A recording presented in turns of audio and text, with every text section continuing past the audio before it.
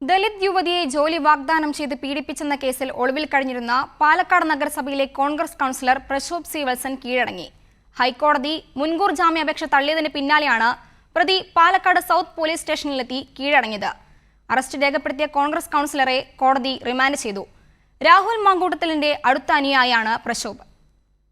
March 27-നാണ് Dalit യുവതി Prashobh C വത്സനെതിരെ ലൈംഗിക പീഡന പരാതി പാലക്കാട് ടൗൺ സൗത്ത് പോലീസിലും മുഖ്യമന്ത്രിക്കും നൽകിയത്. പരാതിയുടെ അടിസ്ഥാനത്തിൽ കോൺഗ്രസ് കൗൺസിലർക്കെതിരെ ബലാത്സംഗം, SC/ST പീഡന നിരോധന നിയമം എന്നിവ ഉൾപ്പെടെയുള്ള ഗുരുതര വകുപ്പുകൾ ചുമത്തിയാണ് കേസ് രജിസ്റ്റർ ചെയ്തത്.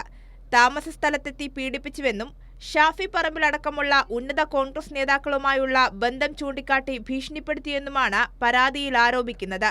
പരാതി വന്നതോടെ പ്രശോഭ് ഒളിവിൽ പോയിരുന്നു. തുടർന്ന് മണ്ണാർക്കാട് SC/ST കോടതിയിൽ മുൻകൂർ ജാമ്യാപേക്ഷയും നൽകിയിരുന്നു. മെയ് 5-ന് കേസ് പരിഗണിച്ച കോടതി മുൻകൂർ ജാമ്യാപേക്ഷ തള്ളി. തുടർന്നാണ് ഹൈക്കോടതിയെ സമീപിച്ചത്. ഹൈക്കോടതിയും മുൻകൂർ ജാമ്യം തള്ളിയതോടെ ഉച്ചയോടെ പാലക്കാട് ടൗൺ സൗത്ത് പോലീസ് സ്റ്റേഷനിലെത്തി കീഴടങ്ങുകയായിരുന്നു. മെഡിക്കൽ പരിശോധനയ്ക്ക് ശേഷം കോടതിയിൽ ഹാജരാക്കിയ പ്രശോഭിനെ റിമാൻഡ് ചെയ്തു. പാലക്കാട് മുൻ MLA രാഹുൽ മാങ്കൂട്ടത്തിലിന്റെ അടുത്ത അനുയായിയാണ് പ്രശോഭ്. കൈരളി ന്യൂസ്, പാലക്കാട്.